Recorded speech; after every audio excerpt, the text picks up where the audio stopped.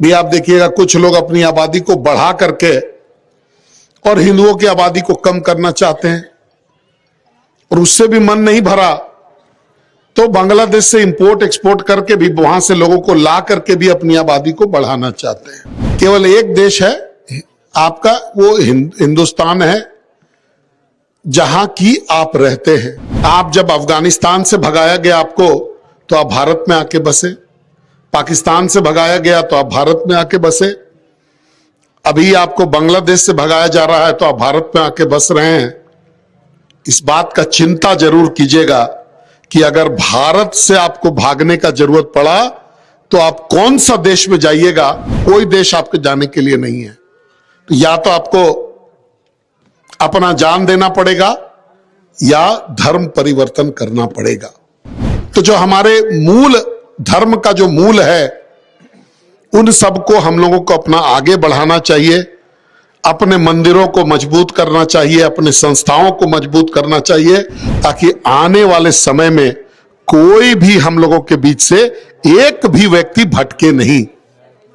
इसी उद्देश्य के साथ हम लोग ये जो तीर्थ यात्रा अपने बुजुर्गों का करवाते हैं, जो लोग भी जा रहे हैं,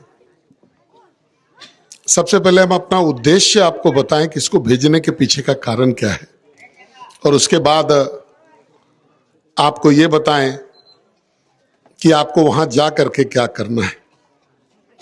सनातन धर्म में तीर्थ का बहुत महत्व है, और हम सभी लोग जानते हैं कि हर परिवार में अपने बच्चे से उम्मीद रहता है कि वो अपने माँ बाप को तीर्थ जरूर लेकर के जाएगा, हर एक जगह पर। लेकिन समाज का संरचना ऐसा भी हो गया है कि कई एक बार जिनके पास पैसा है भी, वो व्यस्त हैं, कहीं नौकरी कर रहे हैं या कोई दुकान चला रहे हैं, तो उसको बंद करके भी या नौकरी से छुट्टी नहीं है कि जा करके आपको लेकर के जा सके। पैसा है, साधन है, लेकिन अपने माँ बाप को तीर्थ पर नहीं ले जा पाते। कुछ ऐसे लोग हैं जो पैसे के अभाव में नहीं जा पाते, कि भाई जाना चाहते हैं, समय भी है लेकिन पैसा नहीं है, तो हम लोग नहीं जा पाते। इन दोनों प्रकार के लोगों को जो है हम लोग तीर्थ पे ले जाना चाहते हैं, ताकि सनातन धर्म का जो फर्ज है कि हर बुजुर्ग को तीर्थ का अधिकार मिले, वो पूरा हो सके। अभी वर्तमान समय में सनातन पर बड़ा खतरा मंडराता है। अगर आप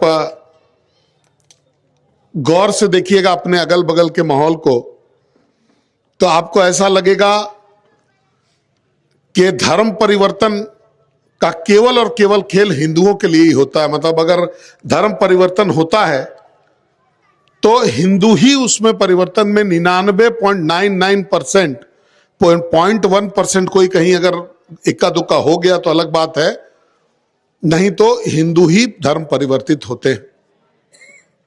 एक दूसरा भी आप देखिएगा, कुछ लोग अपनी आबादी को बढ़ा करके और हिंदुओं की आबादी को कम करना चाहते हैं, और उससे भी मन नहीं भरा तो बांग्लादेश से इंपोर्ट एक्सपोर्ट करके भी वहां से लोगों को ला करके भी अपनी आबादी को बढ़ाना चाहते हैं। इसका नतीजा यह हुआ है, इस बात को बहुत गौर से सुनिएगा, कि 1947 में हिंदुओं की आबादी इस देश में लगभग 93% के आसपास में था, और अभी 80 साल लगभग हुआ है आजादी को, हिंदुओं की संख्या घट करके लगभग 65% हो गया है। हम घट गए हैं। अभी आपको लगेगा कि संख्या में हम बहुत हो गए हैं, लेकिन प्रतिशत में, जैसे मान लीजिए उस समय भारत का आबादी 27 करोड़ था, तो आप 93% थे, उतना ही गिनती में उतना ही थे। आज भारत की आबादी 120 करोड़ से 140 करोड़ के आसपास में अनुमान लगाया जाता है। तो उसके तुलना में अगर 65% हम लोग हैं, तो आप मान के चलिए कि 80-90 करोड़ आज भी हम लोग हैं। तो हमारी संख्या जरूर बढ़ी, लेकिन हमारा परसेंटेज जो है वो घट गया। और इसी प्रकार से अगर हम लोग घटते रहे तो ज्यादा नहीं, आगे 2 पुश्त के बाद यहां बैठे हुए तमाम लोगों के दो पुश्त, 2 जनरेशन के बाद जो है हम लोग अपने देश में अल्पसंख्यक होंगे, अपने ही देश में अल्पसंख्यक होंगे। अब थोड़ा इतिहास में चलिए कि जितना पुराना जो देश था, आज आप ईरान से शुरू करिएगा, ईरान, अफगानिस्तान, पाकिस्तान, बांग्लादेश, इन सब में हिंदू का अच्छा खासा हिंदुओं की संख्या थी। इन सभी देशों से हिंदुओं को लगभग भगा दिया गया है। बांग्लादेश में थोड़े बचे हैं, वो भी बहुत तेजी से भारत की तरफ अपना रुख कर रहे हैं। अब विश्व में एक ही देश है, एक देश है जो हिंदू देश है। वो कौन सा देश है? कौन सा देश है दीदी? जी नहीं, हिंदू देश नहीं है जी ना, वो भी नहीं है, ये वो भी नहीं है। केवल एक देश है आपका, वो हिंदुस्तान है, जहां की आप रहते हैं। आप जब अफगानिस्तान से भगाया गया आपको, तो आप भारत में आके बसे। पाकिस्तान से भगाया गया तो आप भारत में आके बसे। अभी आपको बांग्लादेश से भगाया जा रहा है तो आप भारत में आके बस रहे हैं। इस बात का चिंता जरूर कीजिएगा कि अगर भारत से आपको भागने का जरूरत पड़ा तो आप कौन सा देश में जाइएगा, यह आपको चिंता जरूर करना पड़ेगा। कोई देश आपके जाने के लिए नहीं है। तो या तो आपको अपना जान देना पड़ेगा या धर्म परिवर्तन करना पड़ेगा। ये दो के अलावा कोई विकल्प नहीं रहेगा।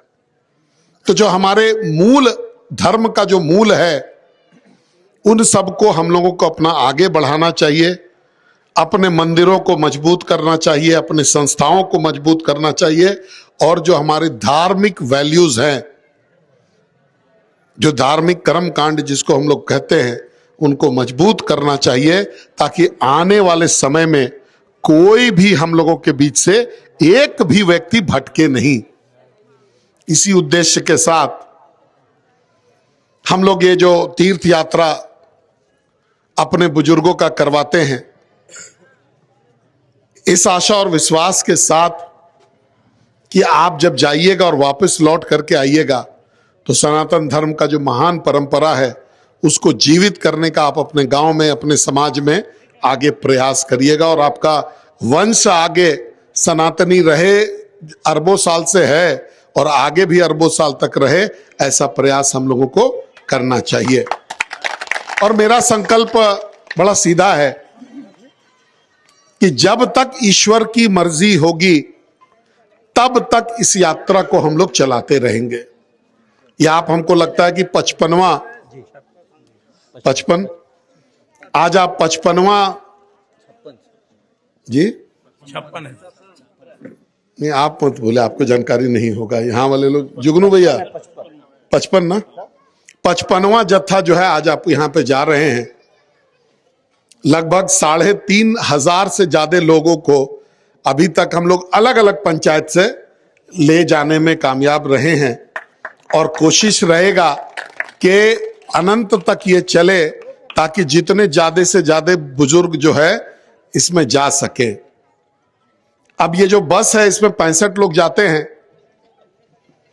65 लोगों में 60 लोग जो है तीर्थ के लिए जाते हैं, और 5 कार्यकर्ता भी आपके बीच में जाते हैं। भारतीय जनता पार्टी के 5 कार्यकर्ता आपके साथ जा रहे हैं।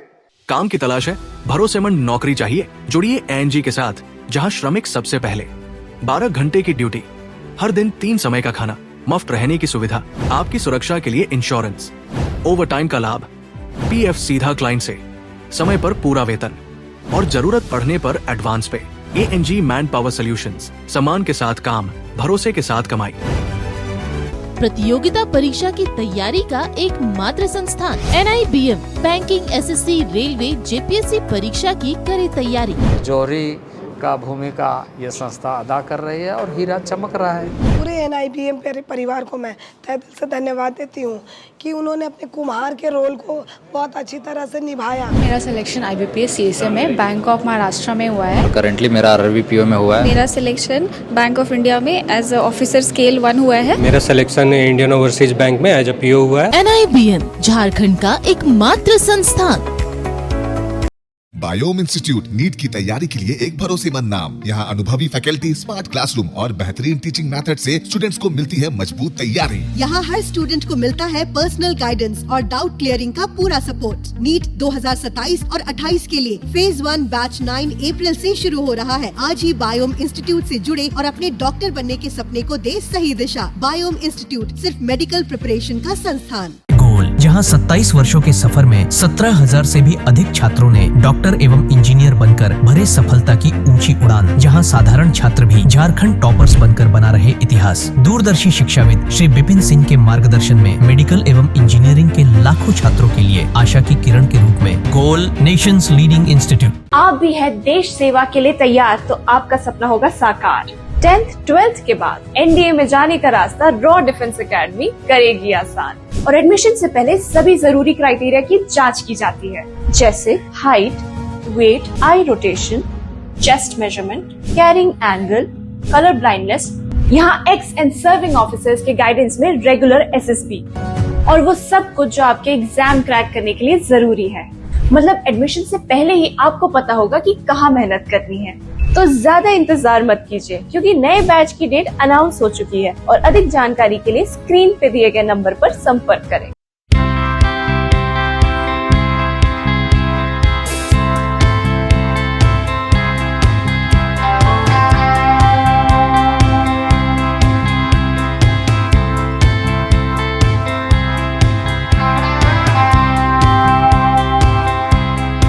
TheFollowUp.in.